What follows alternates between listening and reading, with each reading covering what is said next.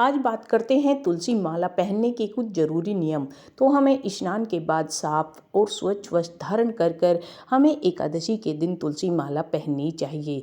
तो हमें तुलसी माला पहनते टाइम मांसाहार मदिरा पान से बचना चाहिए। हमें सोने के टाइम और शौचालय जाते टाइम जो है तुलसी माला उतार कर रख देनी चाहिए और खंडित होने पर बहते जल में हमें प्रवाहित कर देनी चाहिए तुलसी माला को। तो हमें प्याज लहसुन आदि जैसे मांसाहारी भोजन और अन्य तामसिक अशुद्ध जो चीज़ें होती हैं खाद्य पदार्थों से हमें तुलसी माला पहनते टाइम उसका परहेज करना चाहिए। शराब जुआ झूठ बोलना और धोखाधड़ी जैसे अन्य नशों से हमें पूरी तरह बचना चाहिए। तुलसी के प्रति सम्मान दर्शाने के लिए भक्त सात्विक आहार का पालन करते रहना चाहिए। हमें तुलसी कंठी माला को आध्यात्मिकता के प्रतीक के रूप में गले में पहनना चाहिए, न कि आभूषण के रूप में। अपनी तुलसी माला किसी अन्य व्यक्ति के साथ कभी भी साझा नहीं करनी चाहिए, क्योंकि इसे एक अत्यंत निजी आध्यात्मिक वस्तु माना जाता है।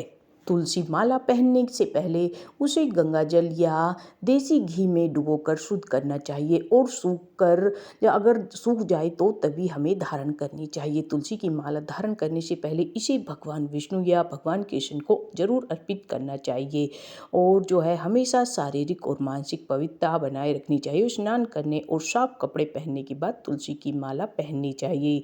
यदि गलती से माला जमीन पर गिर जाए या उसे छू लिया जाए तो उसे साफ पानी से धोकर और ठीक से सुखाकर फिर से शुद्ध करना चाहिए। तुलसी माला पहनने से हमारे आसपास के वातावरण को नकारात्मक प्रभाव से शुद्ध और सुरक्षित रखती है तथा सकारात्मकता और भक्ति को बढ़ाती है। यह भगवान विष्णु और भगवान कृष्ण को बहुत प्रिय है, इसलिए इसे धारण करना भगवान को अर्पण और उनके प्रति लगाव का प्रतीक होता है।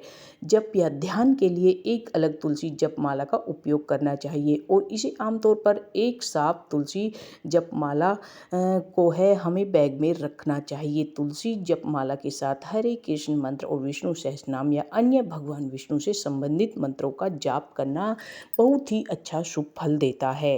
भगवान कृष्ण और तुलसी जी का क्या संबंध है आपस में? तो कृष्ण के सभी भक्त एक छोटी सी वृक्ष यानी तुलसी की पूजा करते हैं, लेकिन वह कोई साधारण पेड़ या वृक्ष नहीं है।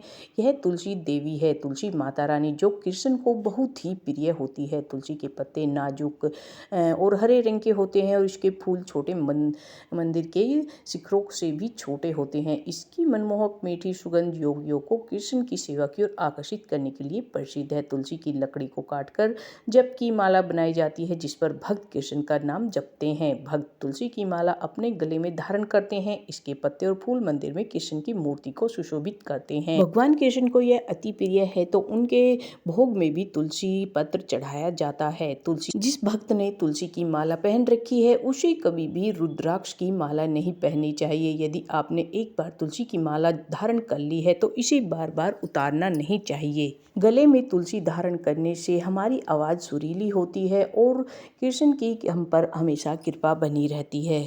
तुलसी माला पहनने से हमारा व्यक्तित्व आकर्षक होता है, हाथ पैर सुन्न हो जाते हैं तो वह सही हो जाते हैं और हमारी कमर दर्द और बाजू दर्द जो होती है वह भी सही हो जाती है। तुलसी माला पहनने से हमारे बाजुओं में बल आता है। तुलसी माला पहनने से और जो लकवा की शिकायत होती है वह भी सही होती है। जो माइग्रेन की दिक्कत होती है तुलसी माला पहनने से वह एकदम अच्छे से बढ़िया काम करती है तुलसी माला।